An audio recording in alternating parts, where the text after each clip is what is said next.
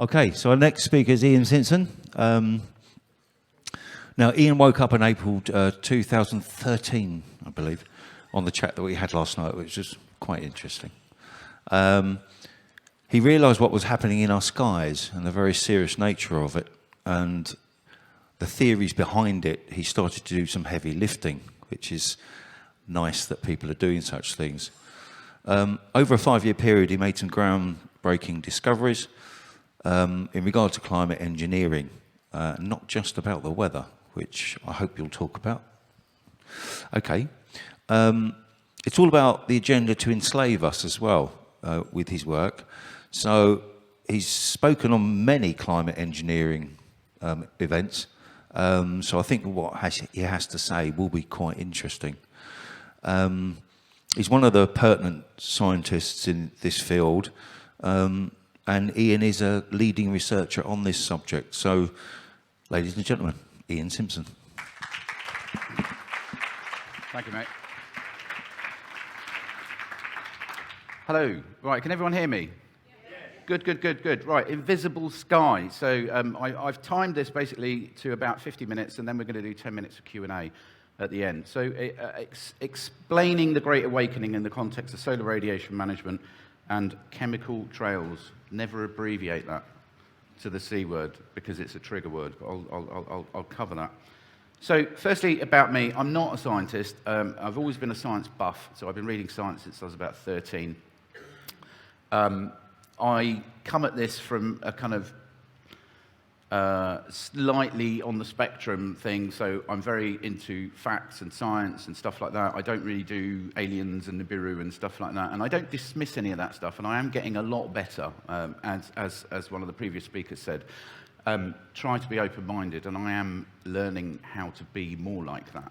And you know, when you deep dive into these subjects, it's very difficult not to, because if you don't give other subjects a chance, then you're almost invalidating yourself because you expect people to listen to you and accept your information. So, you know, I do listen to everything. It's just, you know, I have my own specialist subject. So my particular skill, I said I'm not a scientist. I don't have any qualifications or training in this, but I'm very good at problem solving, looking at very complex situations and working out what on earth is going on. And I've done pretty well at it. I've been doing this for 10 years now. I did it solidly for 5 years. As the introduction said, I woke up in 2013. By September of that year, I'd sold my house, and I took a year out of my work, and I went full-time on the road, sitting in a van with big long lenses and cameras and recording equipment, staking out airports, government buildings, military facilities, and stuff like that. And this is real activism. It's, you know, on the ground, watching, learning, and that's how you learn what they're doing. I'm not having a go at, you know, everyone else, because everyone's got their own little talents. There's a lot of people who can't do that. It was just something I could and wanted to do. So I'll look at the broader picture first. Then we're going to focus on microplastics, which is the focus of this talk, because they are absolutely fundamental to everything that is going on. And the reason they're fundamental will become clear as we go through the talk. And it also inspired the title of the talk, Invisible Sky, because lots of people go on about sheep and Sleeple and, you know, why is nobody doing anything? Why does nobody care? Because they can't see it, okay? They cannot see what's happening. It's not their fault. Anyway, so we do that, and then we come out into the bigger picture, and then we do Q&A. So terminology first. So CEG, climate engineering, geoengineering, they're umbrella terms. They also include carbon capture, which is nothing to do with what I'm talking about tonight, and it's something that will never happen. It's completely impractical.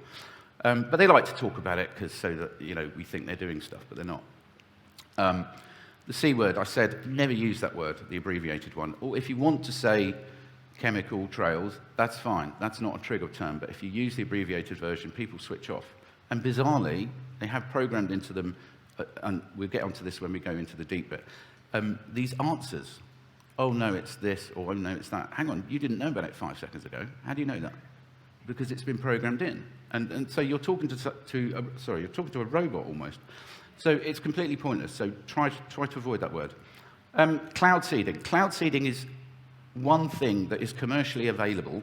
So they don't deny that that is a technology. It's been around for years. Commercial companies do it. It is one part of what they're doing in our sky. So they can make floods, and they do regularly. So all these floods we see around there, it's done deliberately. And we get onto this at the end when we talk about legal action and what we can do to combat this and everything else that's going on. So I'm going to try and do this without my reading glasses. So the Great Awakening, what is it? Why is it happening? Who wins? And the authorities. I'll get onto that in a second.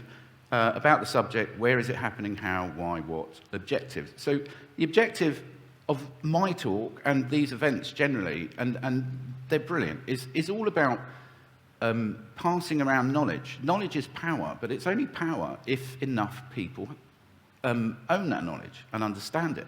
So it's about raising our collective consciousness here. Already that's a little bit hippie for me to say, but it's true. You know, we leave these events and we've heard all these interesting people and we're thinking, wow, of course, and you learn from each other. And that's how we collectively grow our knowledge and understanding. And that leads to solutions, slowly but surely. Where was I? Physical and mental health. Hopefully some of the stuff you'll learn today will improve your physical and mental health. I hope so. And awareness and research. So this is the thing. I burnt out in 2017. I was forced out of my university job. I was a technician, not a lecturer. And I was going to become a single parent as well, so I had to take control of my son. So I shut my business down, I lost my job, so everything imploded, and I stopped my activism. But that didn't stop me thinking. So I spent, since 2017, I've just been looking and thinking really, really hard about everything. And I'm still learning. I'm still learning now. Then we get on to legal action, just say no, and organise. So we'll talk about that at the end. And then my services, how I can help other people. So, understanding the principle of us and that. Sorry, what is the Great Awakening?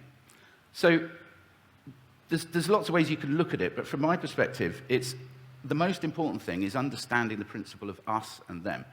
And once upon a time, if you said the government are trying to do this to you and they're trying to do that to you, people would just go, oh, come on, don't be silly. Why would they do that? You know, why would they ban this when they make so much money in tax? They don't care about money. This is not about money. We need to let that go. They have more money than they know what to do with. So all these financial arguments make no sense at all. This is about absolute control, all right? And that's everything that's happening. So the other one is the internet, battle of control.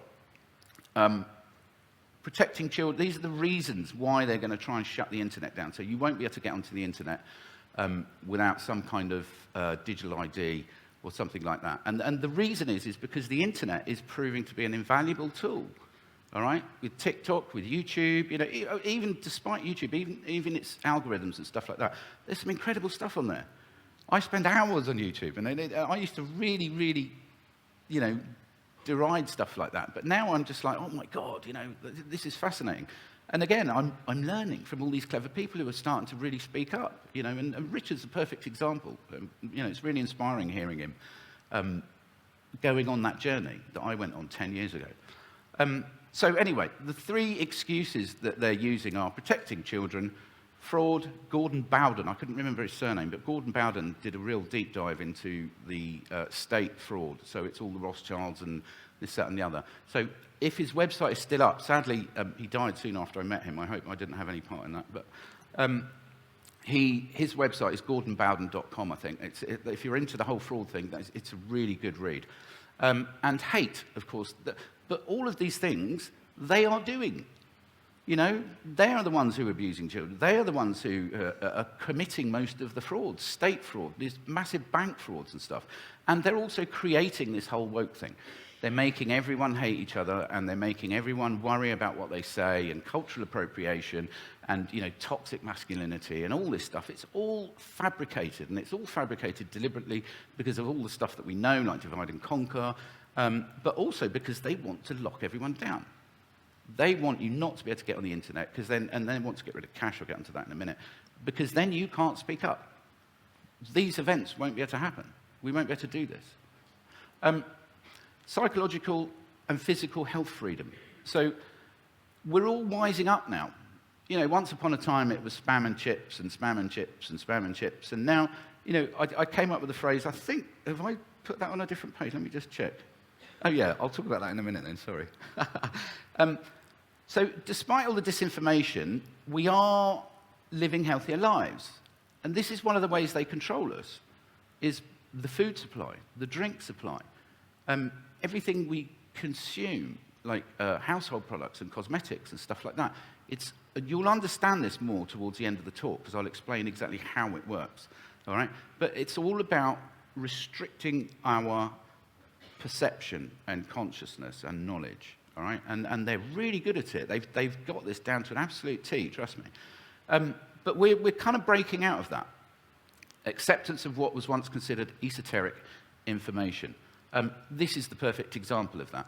You know, I remember when I first went to AV5 when Ian was still running it, and I was a bit, oh, blimey, you know, this is a bit odd, a bit unusual. And, you know, it's taken me a long time to really accept some of the more esoteric subjects, but I'm really more open-minded now. Vaccines did us a really, really big favor, all right? And I feel terribly sorry for the people that were controlled and gullible enough to take them, okay? Because thousands of people have died, as we all know. And it's a tragedy, absolute tragedy. It's a genocide, really. You know, sorry to say that. But in terms of our journey, our collective journey, it's been invaluable, because there's all these people out there going, oh my God, they actually do want to kill us, all right? And that's really important, because now when you go out and you meet someone in the post office, you know, whereas once you would have gone, oh, I better not tell her about the sky. You know, now you talk to people about these things and they're like, oh my God, I know, John was talking about it the other day, all right? And that is the essence of the Great Awakening, all right? You're no longer an oddball anymore, all right? You're a champion, you're a hero, you're the clever one. So personal courage and conviction. YouTube does have its benefits, apart from the good information that's on it. All these new, TikTok less so, TikTok's more, I don't know, no, actually, no, TikTok can be included in that. It's giving people courage, all right? So again, would you once have gone down the post office and said, have you seen all the chemical trails in the sky, you know, blah, blah, blah. You probably wouldn't have done, but now you will, because there's loads of videos on YouTube and TikTok going, do you know what, I used to be really shy, and I'm not now. I don't care anymore. I'm going to bloody well tell people. I'm going to go out there and I'm going to do this and I'm going to change my life. I'm going to make a difference. And so it is having a really positive effect. So hipsters inadvertently saved the world. All right, now we're getting into the science. So my awakening, it was during 2011, 2012, I started to change my life around. I stopped drinking tap water, even cooking in bottled water, admittedly plastic bottles, so not great, but it's better than tap water. Did I stop smoking? I think I had already stopped smoking by then. I started drinking loads of organic wine. I started eating loads of organic food. And I used the word spell. Now, I said at the beginning, I'm not that alternative, really, compared to a lot of people in this room. So, you know, when I say the word spell, I don't mean it in, you know, I don't believe in magic as such. But this thing is like a spell. It really is. And I suddenly, one day in April, I looked up and I thought, what TF is going on? What is that? And people couldn't see it. I couldn't see it. Okay? And we get onto the science of why that spell was broken and what you can do to break it in other people and yourself. Fluoride, we all know about fluoride. Alcohol, beer, wine, spirits, it's all controlled. So if you want to get rich quick, start a little business. And when you reach a certain market share, they will approach you and they will say, look, we want your business. Okay? And you go, no. And they go, no, you will sell us your business. And they'll give you stupid amounts of money or they'll kill you.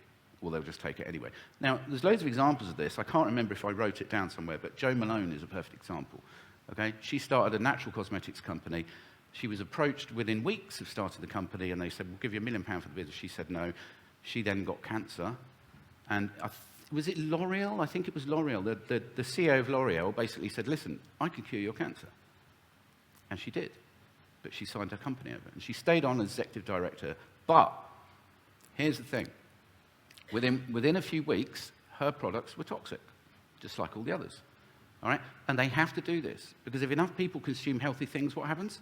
They start waking up, because the spell breaks, all right? This is going on everywhere with foods, and that's why hipsters are inadvertently saving the world, because now people want this ham that's made by the one-legged blind guy who lives at the top of the hill down the road, you know. They don't want that mass-produced stuff in the supermarkets. They don't choose that stuff because they know it's not poisonous. They choose it because it's trendy, but that is actually helping everyone, all right? Which is why you know, it's a cat and mouse game. It really is. So these big corps are looking and going, oh my God, they're reaching a certain share. Quick, let's buy them and make them.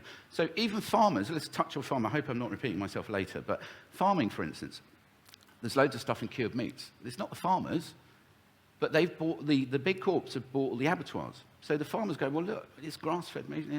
We send it off, and the abattoirs say that we have to put these preservatives in it. You don't. We've been using salt for hundreds of years, all right? And they put that stuff in, so they can then say, oh, I'm going on a bit of a tangent here, sorry. And they could say, oh, cured meat causes colon cancer. No, it doesn't, all right? It's the stuff you put in it that does. Nicotine. Nicotine interferes with this process, okay? Nicotine breaks the spell, and that's why they are trying to ban nicotine. And vaping, when vaping started, actually, I'm going to talk about this further on. So television, sorry, I've lost track of what I'm doing, but these are all the things, basically, that I did which caused my spell to break, which caused my awakening.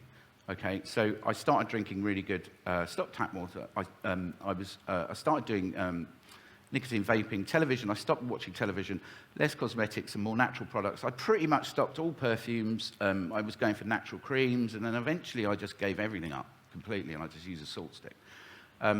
Less processed foods. We've done that. So here's one more thing as well. So this is a bit more esoteric. So there was a thing in America. They used to use Native Americans for tracking.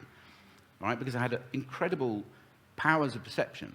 And then one day they thought, oh, no, you know, it's not fair to cut the hair off all our boys and not them. So they cut all the hair off, and guess what happened? They couldn't track anymore, okay? So what's happening? Everyone's going bald, and they're going bald because of all the chemicals in the cosmetics they use, the shampoos. The shampoos make your hair fall out, okay? So we could be, and I don't know about this. This is conjecture. So we could be losing a lot of perception because we're all losing our hair, and we're told to shave up and down. So how do we know? You know, that's more to do with understanding other people. You know, maybe we're ending up with unsuccessful partners because we're not smelling them. You know, we're blocking all these natural processes. So I talked about the fact we're in a race. So who wins the race? So I'm not going to read that to you. You can just read it yourself, and most people will be very aware of it anyway. We are in a race, okay? We are waking up, but they're also starting to really clamp down. So the gate is starting to close. And we need to speed up. We need to wake up more. We need to speed up. And that's why I decided to come out of semi-retirement and start talking again, because I've got all this knowledge. What good is it in my head? No, it's only powerful if it's in your head as well. So this is exactly what they're doing to us. You know, they are removing our freedoms bit by bit by bit by bit. The more we wake up, the more they panic, the more mistakes they make, blah, blah, blah. The vaccines is a great example. They completely bodged that. They got it completely wrong, and loads of people are now looking at them going, oh, cash, that's the killer. Okay? Most people in this room will understand this, but once cash is gone, we are screwed. Absolutely screwed. If you look into the CBDC, it's programmable. So all these things I talked about a minute ago, like nicotine and organic wine, you have to drink organic wine, never drink rubbish from the supermarkets. All these things will be rationed, possibly banned. Nicotine, definitely, they'll ban it. Wine will be restricted, red meat will be restricted. All these things that we love. You won't be able to buy any drugs if you do drugs. I don't, by the way, but... That's so long ago for me. No. Right, so let's get on to the subject. This is my specialism. So what is going on in our skies? So I'm a climate engineering expert. I'm not ashamed to say that. So the large-scale intervention in the world's climatic systems is the official definition. Okay? Terminology, so climate engineering versus geoengineering. Climate engineering is more the European term, and geoengineering is more the American term. solar radiation management. But they're the umbrella term, and they include carbon capture, as I said. Solar radiation management is more specifically about blocking the sun. Now, again, they come up with these ridiculous plans to put mirrors and balloons and all sorts of rubbish. But ultimately, it's just about spraying stuff. That's really what they want to do, and what they've been doing for years anyway. It's just they're starting to admit it now. SAI, stratospheric aerosol injection, is one of their proposed plans, but that's very high, and it's sulfuric acid and aluminium particulates. David Keith is the czar on that, so he's a guy to look up. That is not what they're doing at the moment. Okay, firstly, it's a lot lower, so you only get to the stratosphere at a reasonable height in the polar regions. A bit complicated, but anyway. So the climate scam, anyone who hasn't worked out that global warming is a scam, we're actually in global cooling at the moment. Okay, so Weather Action is a great website, Piers Corbyn. So we're entering what's called a grand solar minimum, the mini ice age. You know, it was all over the news in the 70s, and then they came up with a brilliant idea of global warming on the cusp of a mini ice age. Now, wouldn't have been my idea, but hey ho. So talk of proposed actions while trials conducted for full implementation. Yeah, so they are slowly revealing themselves. I call it the revelation. That's not a biblical reference at all. They are revealing themselves. And I think what the plan is they just drip feed us with information. Oh, we're doing this, we're doing that. And there's kind of a double-pronged attack. One is so that there's no defining moment where they have to admit everything. They just drip feed us with, oh, we're doing this, we're doing that, you know. Well, okay. Well. And one day they'll just apologize. It's easier to apologize than it is to ask permission. All right?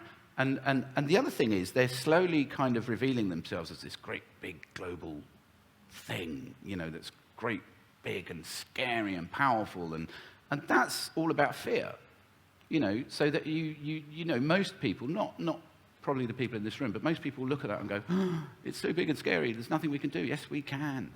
There's 8 billion of us. All right? So, what are the objectives of aerial spraying? Now, vitamin D, interesting, I only learnt this a few weeks ago. Vitamin D is the only thing we produce naturally in our bodies. All the other nutrients we have to consume. Now, you can consume vitamin D, obviously eggs, for example, which is why they vilify eggs.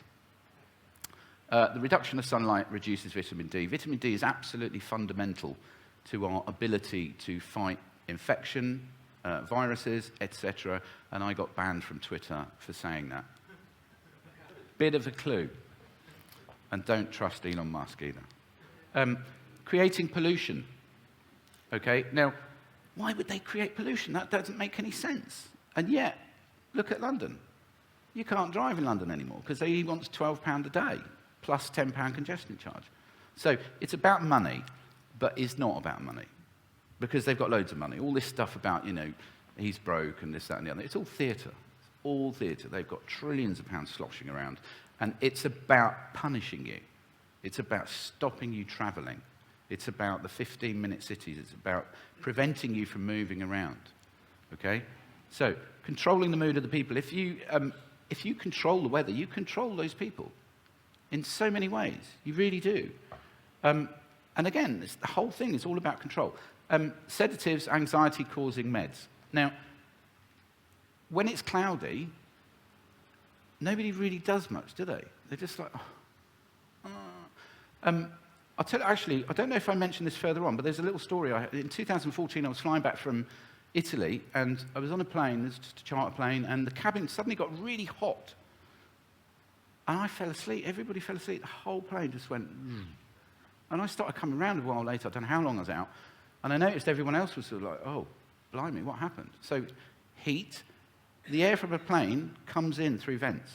So if a plane goes through the trail of another plane, it's sucking in the trail, concentrated. Now, to me, again, this is pure speculation. To me, and I didn't really work this out until a few years later, that means that that trail had sedatives in it. Okay? And it kind of makes sense, because if the air is full of sedatives, you don't want to go to that rally. You don't want to spend an hour on a train and go and do this and carry that banner and do this and that and the other. So it's keeping everyone quiet and tired. Farming. So they're flooding all the farmland at the moment. Okay, you travel around the countryside and it's just like pools of water everywhere. I think they're building up to a famine, food shortages. Okay, now obviously I'm not the only person who thinks that, but this is how they're doing it. Okay, they create all this rain. You know, there's been ridiculous amounts of rain. Where am I? 24. I better speed up. Current high rainfall, blah, blah, blah, creating natural disasters. So they create natural disasters. There's other ways they can do it as well with DEWs. That's not my area, but it does happen. Release pathogens, definitely. So think about, I think it was years ago, there was a village in Wales, and then, you know, it was really low vaccine rates. And suddenly they had this miraculously outbreak of either mumps or measles or something like that. Now, there's a company called Reconnaissance Ventures, and they have these little planes, and they've got little pipe systems. And this is not the big stuff that's happening every day. But you see it occasionally, these little planes go out, and they crisscross over towns like that. I think they're spraying something, okay? So they could be spraying all sorts of pathogens. But anyway, I think they possibly created that outbreak. So they can go, ha ha, see what all those weirdos? They got measles or they got mumps. Take your vaccines. Right, releasing advanced nanotech. So this is where we get into the real nitty-gritty. Microplastics, okay? Black trails, persistent spreading trails. So the 3 types. These are the primary types. They're doing loads of other stuff as well, like pathogens and biological agents. They're doing all sorts of things, but the stuff that's going on a lot on a regular basis are these. Okay, so persistent spreading trails, we'll get onto that. So we've all seen pictures like this now. It's really, really starting to take off. People are sharing loads of this on Facebook and other forums, which is why I've sort of come out of retirement to talk about it, because I know a lot about it. This is how they do it, and this is one of my discoveries. These pipes are illegal, and they are retrofitted to every single... This is an Airbus, so this system only exists on Airbus. So they're 3 pipes. So the first 2 pipes create a particular type of trail, and then there's a little pulse release system underneath which does those little puffs, and that's how they get this kind of natural-looking cloud. Okay, these are illegal, because when I discovered these, I got through to EASA, and I always try and do things on the phone, so they can't go, oh, what do you reckon to this guy? Oh, just tell him it's this. When you speak to people on the phone, I always try and do this. You know, they're not prepared, and they say stuff.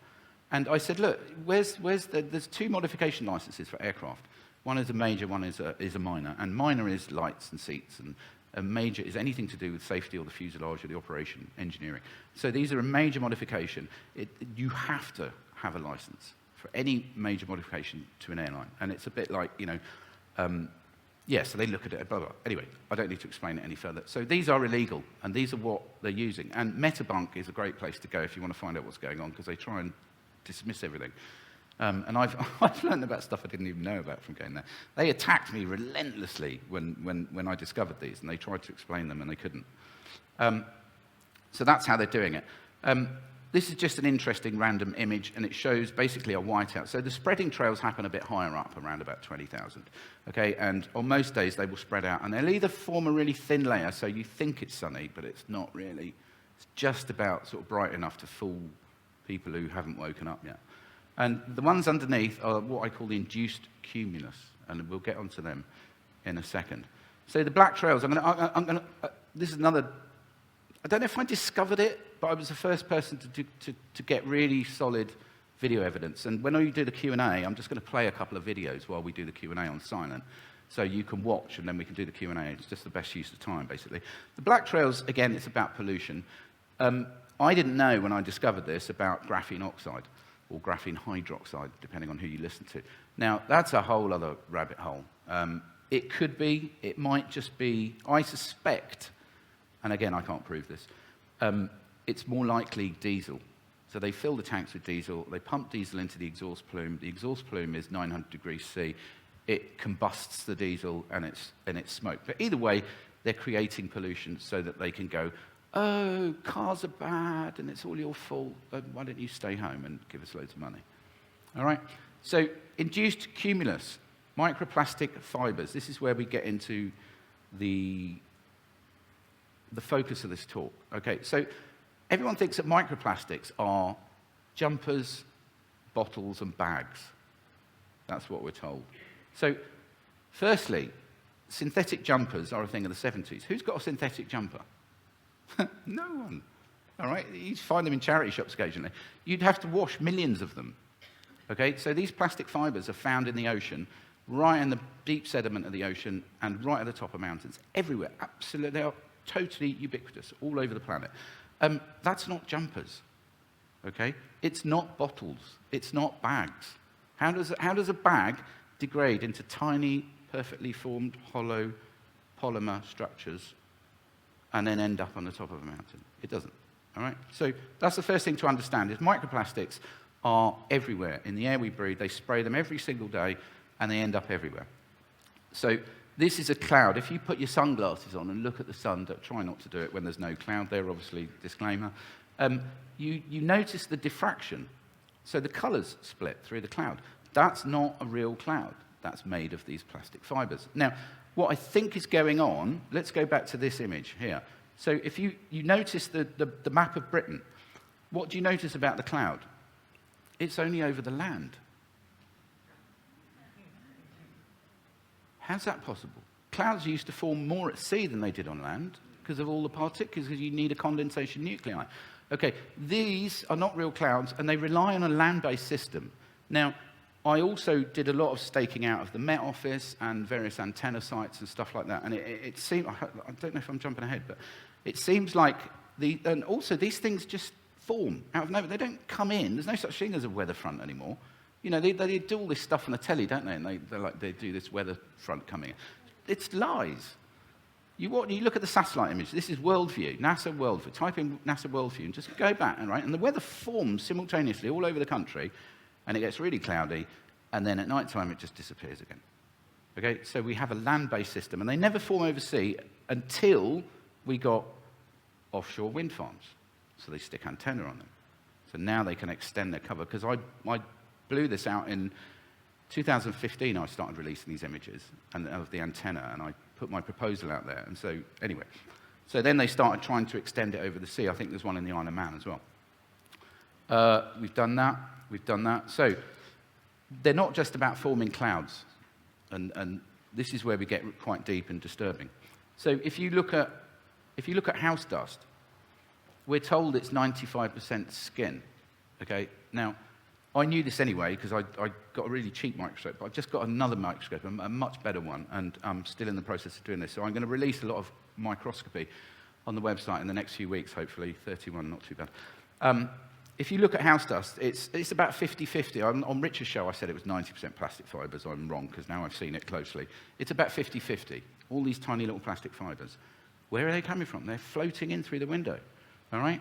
So where it gets disturbing, and this feeds back into the whole control thing, is these things are active in some way. So they contain nanotech. Now, I did an experiment, and I collected them, scooped them all up, put them in a little vial, and I put saliva in there, and I had my phone nearby. We had EMF. Nothing happened. And I'm like, damn, maybe I'm wrong. Okay?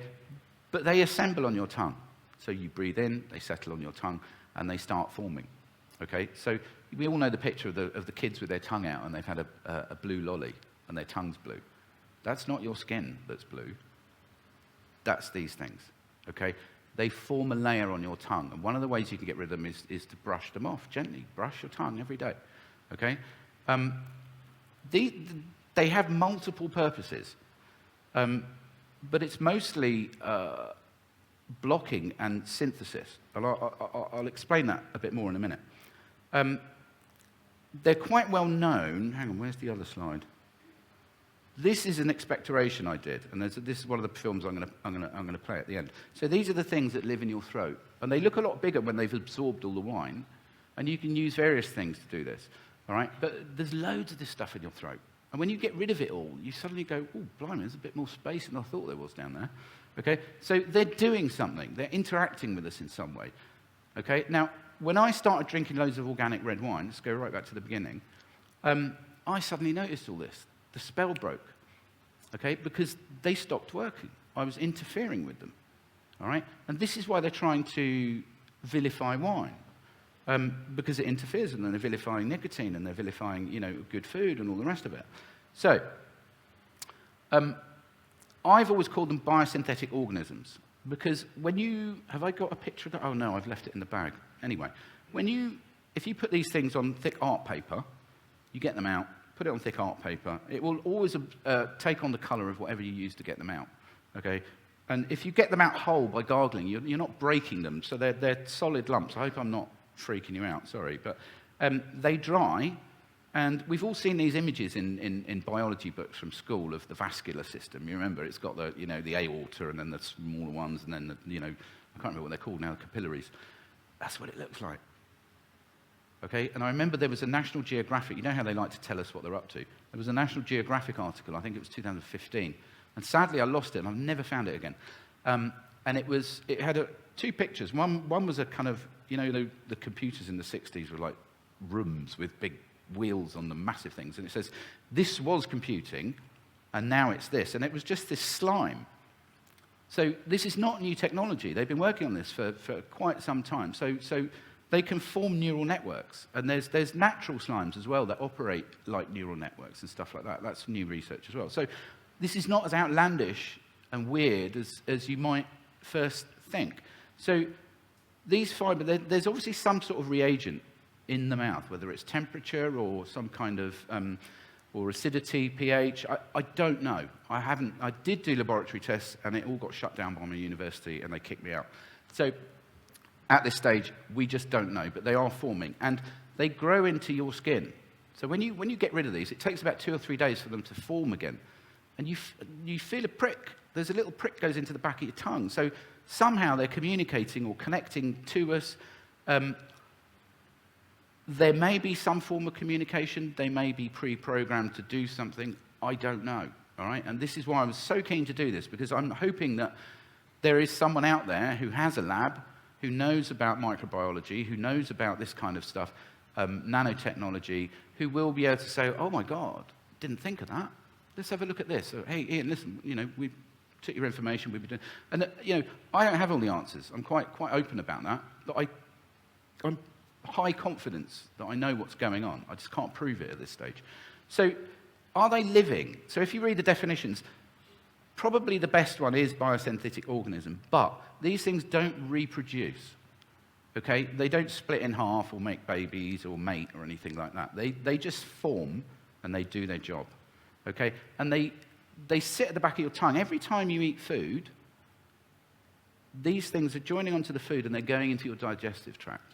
Now, they're really sticky, so they could be sticking to the intestines, I don't know, and they come out the other end, all right? And I'll spare you the images of all that, but if you vomit on a reasonably empty stomach, there's loads of these things, and you look at it, and you put them in water or put some food dye in them, and you're just like, what is that? It's really horrid, really scary. Anyway,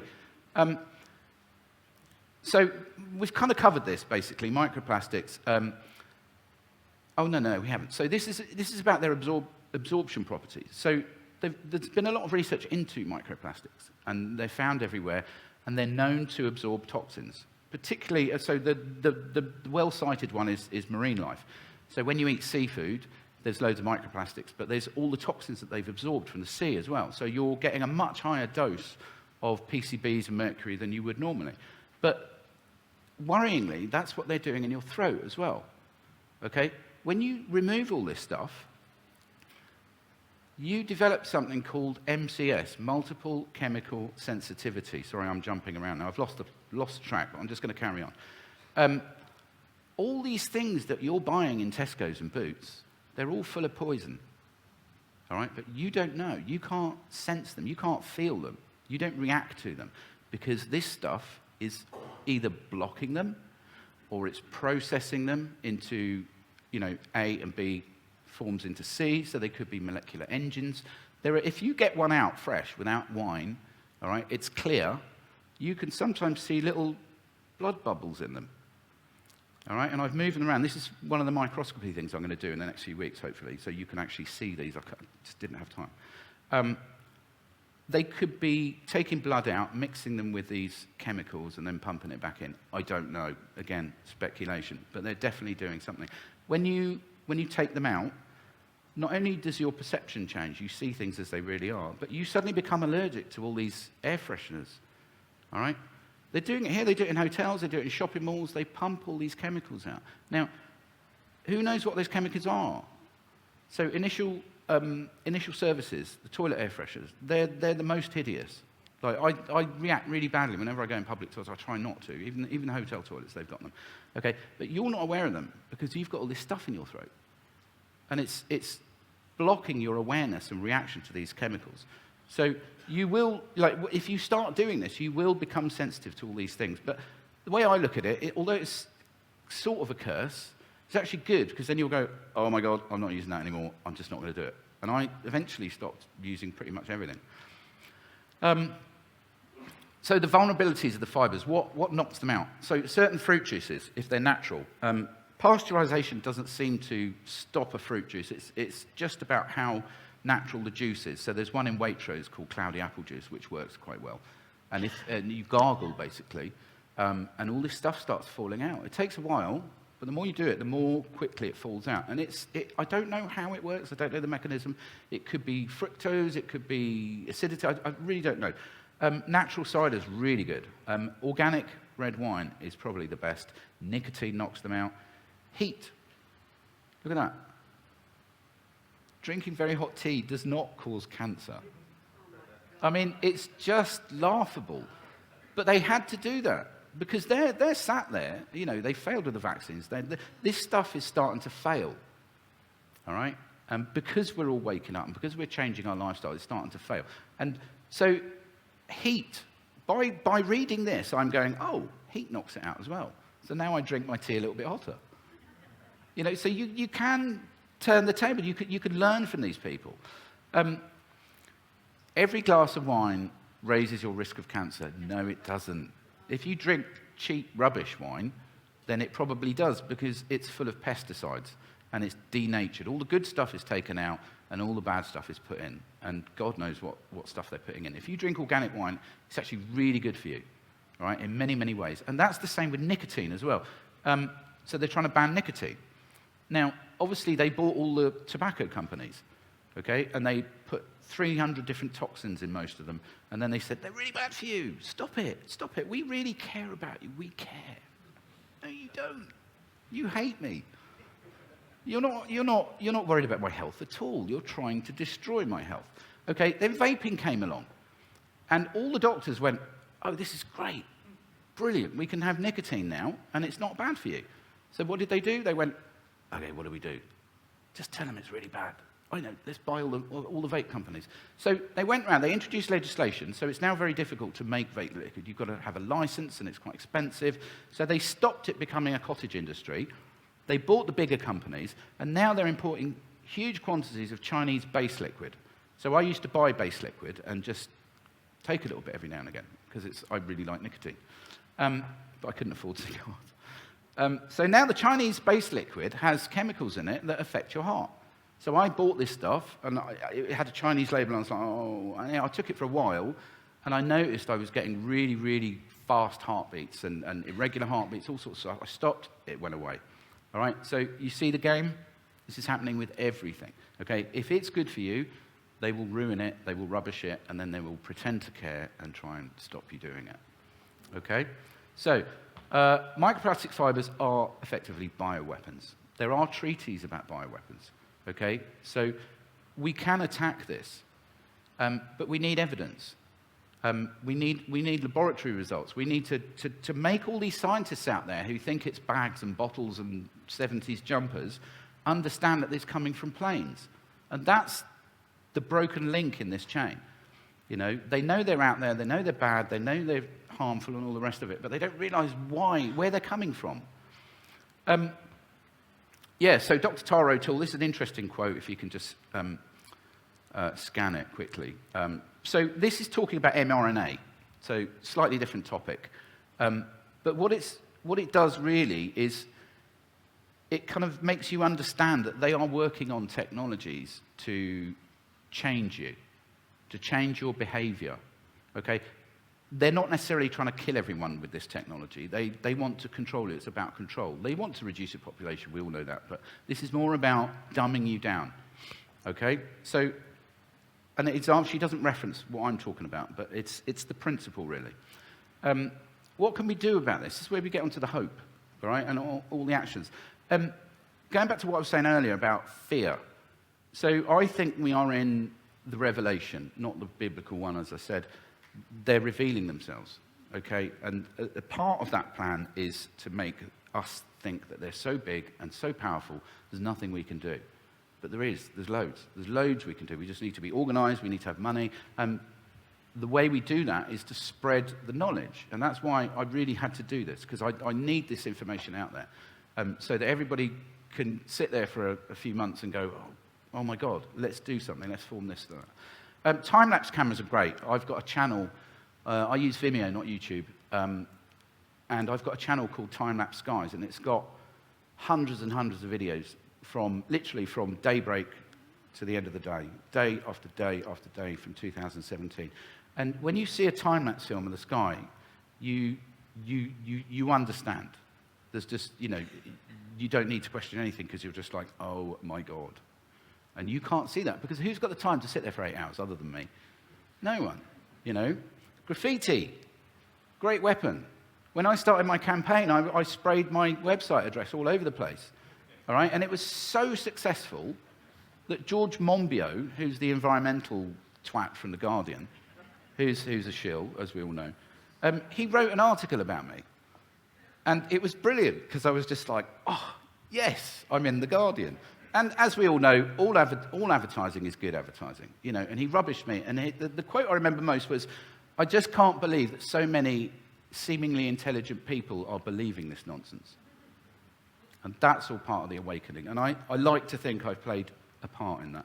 Leafleting, get out there. They hate it. They want you sat on your desk and computer.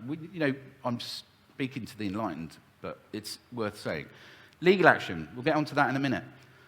Further down the line, protests, blockading airports. If it gets really serious, blockading airports is a really good one to do. Are we anywhere near that right now? No, not enough people. Not enough people are awake and have the time and the money to do that stuff, but it's something to think about. Because if the planes can't fly, they can't spray. And if the planes can't spray, the whole game falls to pieces. And that's why this is so pivotal, all right? I was going to make a point and it's gone. So let's talk about legal action. 2017, I was forced out of my job because they found out I was about to make another documentary and about the 2017 Climate Engineering Conference. There is one online, 2015 conference, and it's a good watch. Just look on my website. I haven't mentioned my website, have I? So look-up.org.uk. And that's, I was going to say 10 years' work. It's not. It started 10 years ago, but I only really did it up to 2017. Where was I going with that? So 2017, I had my second legal firm because the first one was corrupt and they wasted loads of my time and money. I had a second legal firm, and the only way you could do this is you walk in. You leave your bank cards and your phone at home, you take cash, and you walk in and you say, hello, I've got this idea, and nothing goes over email. You will write to me at this postal address, which I set up. And it worked. And we were literally gearing up for this judicial review, and then I lost my job. I got forced into redundancy, and I had to cancel it. And I wasted a few £1,000, but, at least I know it's a feasible thing. So, health claims, difficult, protracted, expensive, very. Okay, so if we crowdfund eventually, great. We can get a few million quid together. We can probably do that. But a much better way is financial compensation, because it's really simple. Now, what happens when it rains? People don't go out, all right? If you're in the leisure industry, what happens if it's really cold and miserable and wet? Nothing, all right? You lose loads of money, okay? So the solar power industry, what happens when it's really cloudy? Nothing. You're losing loads of money. Farming, you're losing loads of money. Victims of flooding. So this is a bit more tenuous, but it's worth mentioning anyway. So a lot of these big floods we've had where, they like creating crises, don't they? People lost their homes and their cars and their businesses and their lives are completely wrecked. Okay, that's a legal claim, all right? If you can show that all these planes are coming over and they're fitted with these illegal systems, and then they did cloud seeding, and then it rained and you lost your livelihood, that's a legal claim, all right? So there's loads we can do. We just need the money, and we need to understand the facts and technology. So 48 minutes. So we're going to go to Q&A in a minute. Right, I'm going to get called a grifter. I don't care, all right, because I've spent hundreds of thousands of pounds doing this. But there's my buy me a coffee, if you feel so inclined. Other things I can do.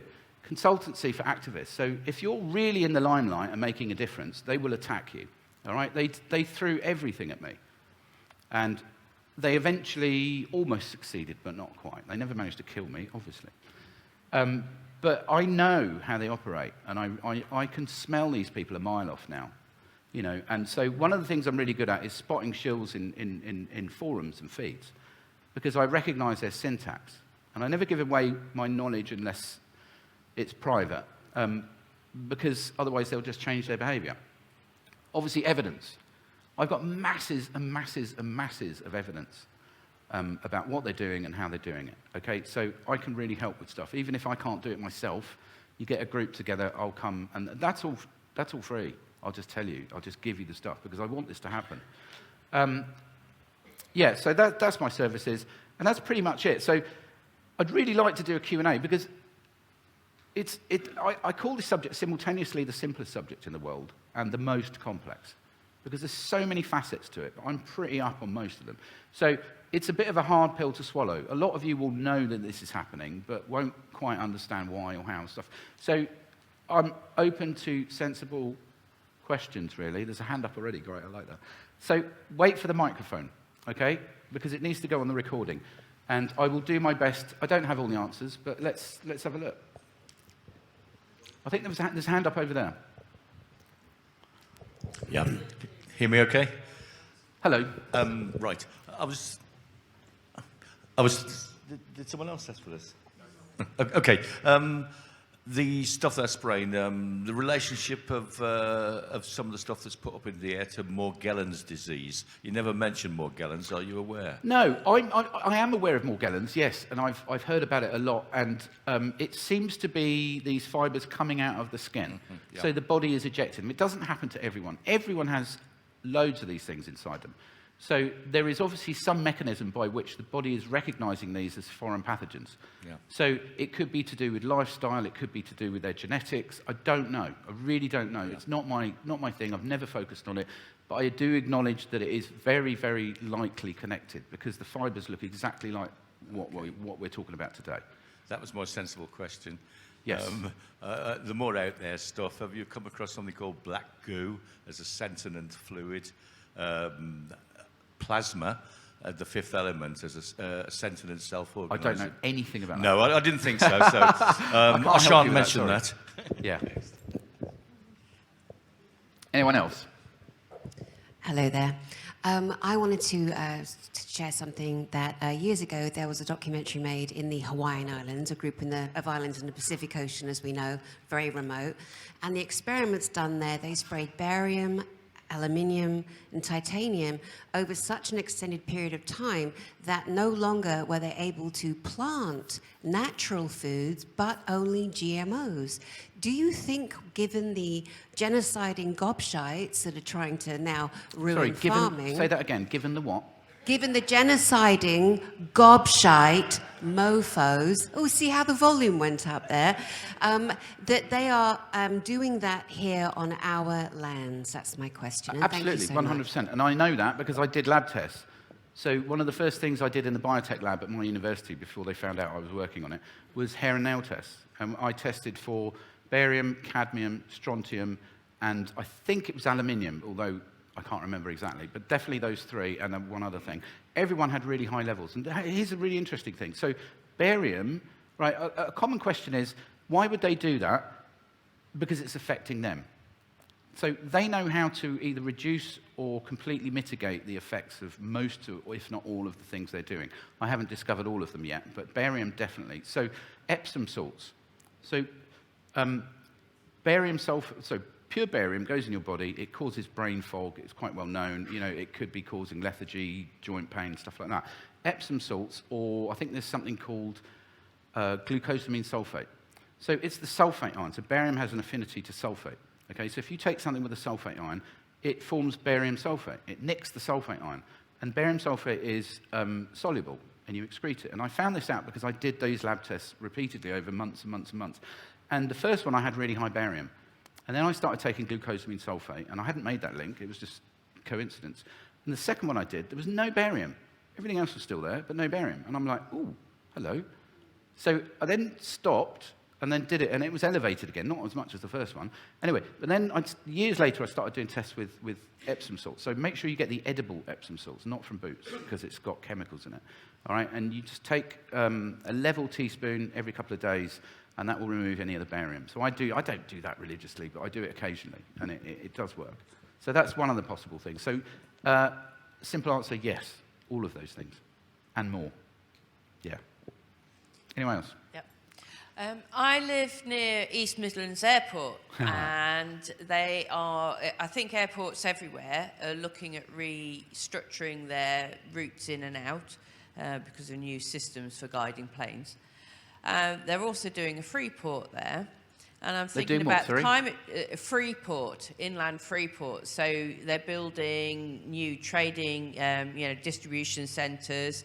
There's a whole load of local planning going on centred around that. But linked in concerning that is obviously the Climate Change Act, which has got targets for 2030 and 50, and then also bearing in mind the UK fires report, that is suggesting that if this country is to make the climate change targets, we're only going to have 3 airports open by 2030, none of which includes East Midlands Airport, and then they're all going to be shut down by 2050, including the shipping. So I've raised that report with people at East Midlands Airport. They didn't know about that report. I don't think the local councils that are involved with local planning at the moment are aware of that report either. But I was thinking, if that happens, what happens with these microplastics going into the air? So where are we going with the flying aspect and the shipping aspects? Or have they got alternative? I don't know anything about ship trails. It's not something I've looked into. I don't do HARP either, just for the record. In terms of aviation, at the moment, they have to keep the planes flying. So they're talking the talk, but they're not walking the walk, okay? So even during the lockdown, all the way through, I was monitoring aviation at Heathrow. There were over 100 flights coming in and out every single day. And most of them were probably empty, okay, or full of the odd rich person who was allowed to fly. You mentioned East Midlands. This is an interesting thing I didn't mention, but I staked that out for quite a while. And if you go there at 3 in the morning and hide, you will look at the the departures board. None of those planes are real. It will say boarding, it will say on the runway, and it will say taken off. It's not there. All right? So they're called takeoff and landing, TAOL stats. So all the stats that National Air Traffic Service publish are fake. Okay? And maybe 1 in 6 or 7 of those planes actually takes off. And so they're creating fake flight numbers. And I didn't really go anywhere with that other than acknowledge that that's one thing they were doing. So thanks for reminding me of that. Right, we haven't got long, so quick. Just one quick question. Yeah. Are you aware of a company that has a contract with the government for doing this work, which doesn't operate out of normal airports? Oh, absolutely it does. No, hang on, let me just explain. Ostensibly, the cover story is that they're involved in oil spills, but what they're actually doing is spraying land, not oil spills. I have got the details somewhere that I could forward to you, because somebody's tracked this company down and they know who they are. I just wondered if you were aware of that. I don't doubt that at all. As I said, so they would keep going even if commercial airlines stopped. That's my point. Oh, yeah, absolutely. You know, I don't know about that particular example, but as I said, Reconnaissance Ventures, a really, really dodgy outfit. If you look them up and track them on Flight Radar is the best thing to use. It's great. There's all sorts of stuff going on. My focus has been on the primary 3 programs, which are conducted entirely by commercial passenger jets. Now, a lot of those jets are empty, and they're just spraying, basically. And the tankers come into Heathrow in the morning. This is something I didn't mention, but I staked Heathrow out for a long, long time. And you'd see a plane come in, I'd phone up and go, oh, how many free seats have they got? And they'd tell me. I couldn't release names, obviously, for data protection. All right, so I'd then run round to arrivals, and nobody came out. So these planes are arriving from South America, Sao Paulo, and various other places, and they all go to the European hub airports. And this entire operation is carried out in the air, airside. So they bring the ULDs. ULD is that funny shaped thing that goes in the base of the plane, and we all think they're full of luggage. They're not. They're full of pressurized containers. Most air disasters are failures in the pressurized systems. All right, so that's another, I forgot about that. I was going to put that on the legal thing. So anyone who's basically lost somebody in an air disaster, you can sue their ass, all right, because they probably killed your relatives, all right? Because you look at all the damage, and this is something I got really into, you look at all the damage from these air disasters, apart from the fact they go there and throw loads of passports, the damage is always a hole, a puncture, near, these systems are in the front of the, I wish I had more time, can I come back? These systems are in the front cargo hold. Do you remember a few years ago, we've still got a minute, a few years ago they started saying, oh, you can't take any luggage anymore, because they've got these bloody great things in the front of the plane. All the luggage goes at the back, and they have these systems, but they're old. They started doing this in the late 70s, and they built it up through the 80s. And these systems are really old, and they're failing, and they just blow up. All right? And that's why all these planes are dropping out of the sky. Again, it's murder. Corporate manslaughter. All right? I think I have to stop. To the second. Look at that. To the second. Thank you, everyone.